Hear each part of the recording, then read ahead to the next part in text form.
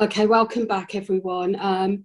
Before I introduce James, I wanted to share some thoughts about Paula Caplan that I'd written for Imagine America Memorial, that is basically a collection of tributes that was published earlier today, and we'll put that link to the Imagine America blog in the chat room for you to check out if you want to.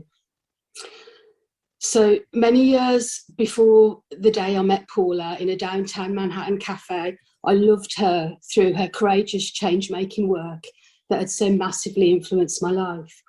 But in meeting her, feeling her support, encouragement and love every day since, and then having the honour of becoming such close friends, that was just a blessing. Paula's legacy and the impact that she's had on the challenge to Western psychiatry is immense, and it's impossible to adequately capture it in a short paragraph that I've been asked to write. The publication of They Say You're Crazy, How the World's Most Powerful Psychiatrists Decide Who's Normal, is a truth-telling game changer in the thinking around how we understand psychiatry that came directly from her experience as a consultant to DSM committees and her bravery in speaking out about what it was that she discovered. No one else has exposed the deceit and the corruption in quite the same way. And her masterpiece of the play Call Me Crazy, which we showed as an AD4E event with online events last December, that play has brought these ideas to new audiences time and time again. Her work in terms of publications, contribution to academia, and her tireless activism is nothing short of extraordinary, and I know it will be all fully acknowledged and appropriately celebrated in due course. It's indisputable that because of Paula's ruthless tenacity and total refusal to accept the unacceptable, she leaves behind a very different world to that which she entered. We've lost a true warrior, but we will always have the wisdom, knowledge and example that she's left us. So let's use it all with as much Paula gusto as we're capable of. And I want to introduce James Davies. Many of you know James as the author of Cracked, Why Psychiatry is Doing More Harm Than Good. A very good friend of Paula's also. James, thanks for coming on and sharing your thoughts about Paula. We appreciate it. Thank you, Jo. Thanks for inviting me on. I'll just to say a few words about Paula. Paula was a remarkable woman of a diversity of talents, and you've just mentioned a few. You know, she was a playwright, a filmmaker, a wonderful scholar, a feminist, an author, an activist, a pioneer, and above all, an inspiration to all of us. And if I may, I'd just like to regale you of a very short anecdote as to how I got to know Paula. I mean, I was first introduced to Paula in the same way as you were, Jo, really, through her work, the book you've just outlined, They Say You're Crazy, which is a wonderful book. It blew me away. It's a fabulous book of scholarship. It's full of passion, but it's also full of ethical outrage at how a profession that can purport to help can get up to so many dubious things behind the scenes. And she was referring mainly to the DSM and the medicalization of normality.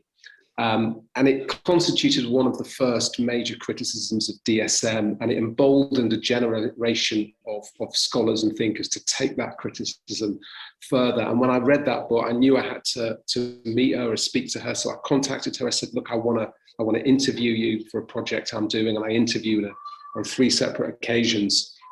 And at the end of the interview process, she seemed to be interested in what I was going to write.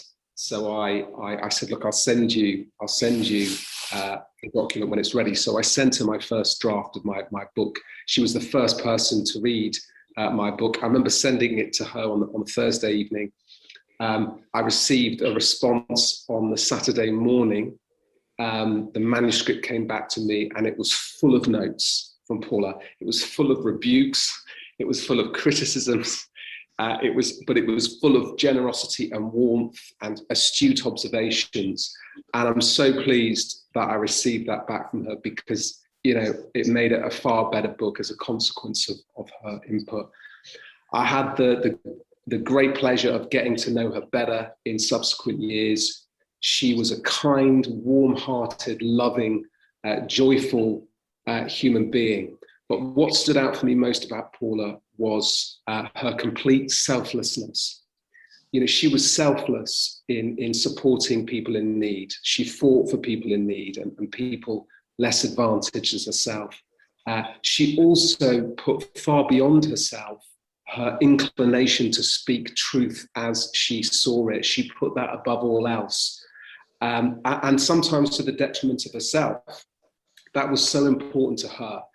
And she would speak truth to anyone. It didn't matter. She was just as likely to criticize someone like me, who was on the same side of her in so many ways, as she was to criticize biological psychiatrists taking money from Eli Lilly and doing all those awful things that so many of us critique. Something came to mind today about the psychiatrist Peter Breggin, which I suspect is someone many of you have heard of. I heard somebody refer to Peter Breggin. Peter Breggin is the conscience of psychiatry. Well, if Peter Breggin is the conscience of psychiatry, Paula Caplan is the conscience of critical psychiatry.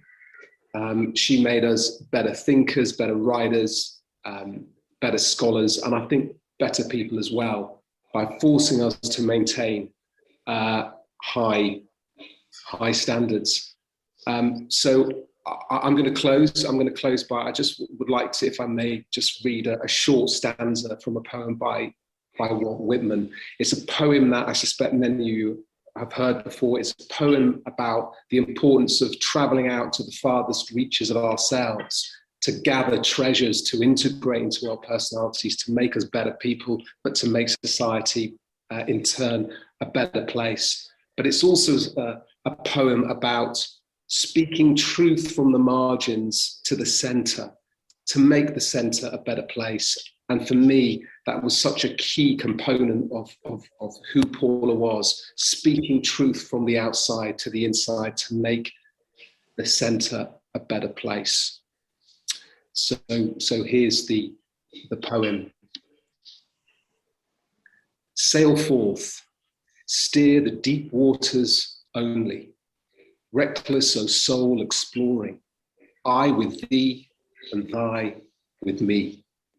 For we are bound where the mariner yet not dare go, and we will risk the ship, ourselves and all. Rest in peace, Paul.